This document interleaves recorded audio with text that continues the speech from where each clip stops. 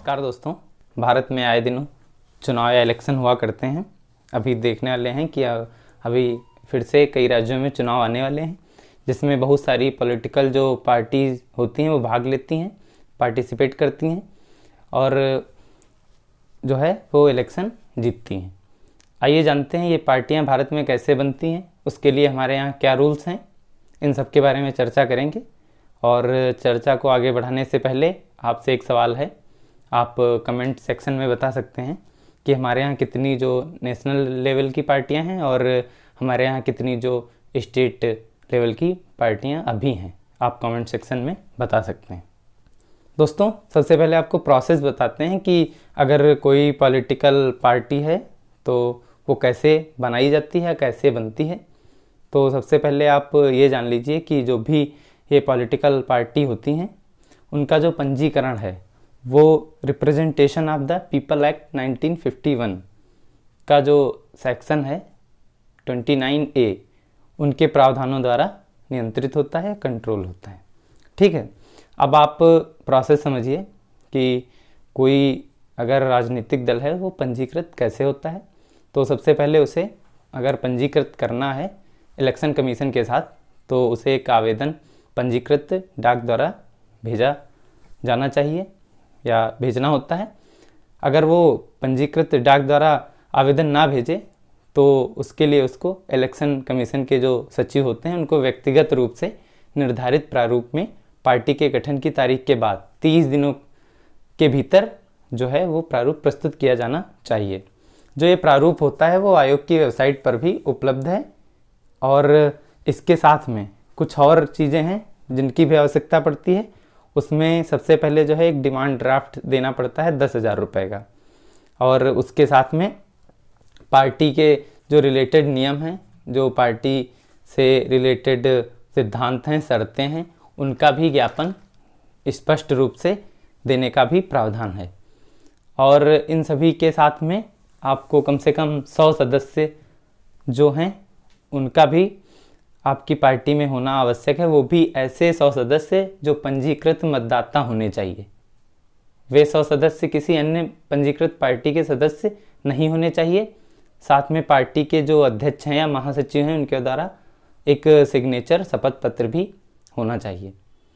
और ये जब आप प्रोसेस पूरा हो जाता है उसके बाद जो आपकी पार्टी नई बनने जा रही है उसके लिए समाचार पत्र वगैरह में जो नोटिस जो है जारी होती है।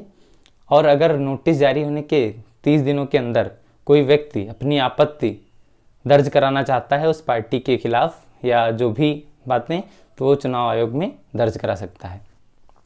दोस्तों, आइए जानते हैं कि जो ये पार्टियां होती हैं वो स्टेट और नेशनल लेवल की कैटेगरी में कब आती हैं या कब वो नेशनल पार्टी या स्टेट लेवल की पार्टी कहलाती हैं। तो सबसे पहले आपको जो नेशनल लेवल पार्टी का दर्जा है उसे मिलने के लिए कौन सी कंडीशंस फुलफिल होनी चाहिए उस पर बात करते हैं, बताते हैं। तो उसके लिए 3 कंडीशन है। अगर उस 3 कंडीशंस में कोई भी एक कंडीशन फॉलो हो जाती है तो आपको राष्ट्रीय पार्टी का दर्जा दे दिया जाता है। सबसे पहले है कोई पार्टी का कम से कम 3 विभिन्न राज्यों को मिलाकर जो है लोकसभा की 2% सीटें जीते। जैसे कोई पार्टी है वो कम से कम 3 विभिन्न राज्यों में, तीनों राज्यों को मिलाकर जो लोकसभा की है 2% सीटें अगर जीतेगी तो भी उसका ये क्राइटेरिया फुलफिल माना जाएगा और उसे एक राष्ट्रीय पार्टी का दर्जा दिया जाएगा। अगर ये नहीं है तो दूसरा इसमें क्राइटेरिया बताया गया है कि 4 लोकसभा सीटों के अलावा लोकसभा या विधानसभा चुनाव में 4 राज्यों में 6% वोट अगर प्राप्त करती है तो भी उसे नेशनल लेवल पार्टी का दर्जा दे दिया जाता है।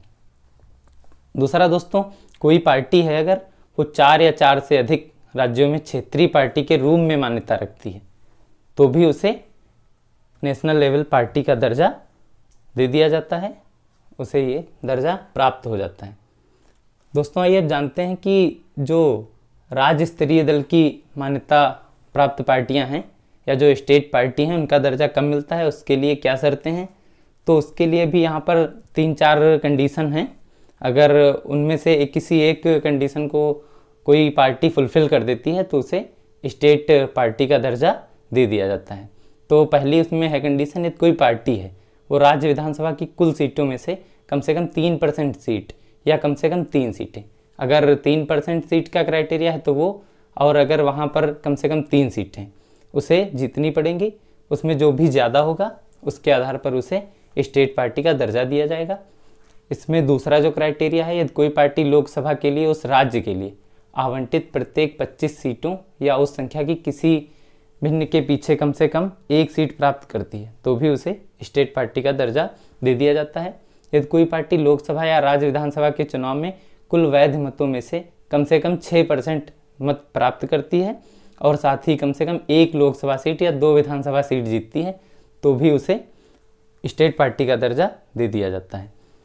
एक अन्य मापदंड जो है वो भी है, यदि कोई पार्टी लोकसभा या राज्य विधानसभा के आम जो जनरल इलेक्शन होते हैं में से किसी राज्य में एक भी सीट जीतने में विफल रहती है, लेकिन वह उस राज्य में डाले गए कुल वैध जो वैलिड जो मत हैं उनमें 8% अगर मत प्राप्त करती है तो उस राज्य में उस पार्टी को क्षेत्रीय पार्टी का दर्जा या स्टेट पार्टी का दर्जा दे दिया जाता है। आई होप आपको वीडियो पसंद आई होगी, ये कंटेंट भी पसंद आया होगा, और आप कमेंट सेक्शन में बता सकते हैं कि हमारे यहाँ स्टेट पार्टी और नेशनल लेवल की जो पार्टियां हैं उनकी संख्या क्या है। आपके कमेंट का हमें इंतज़ार रहेगा।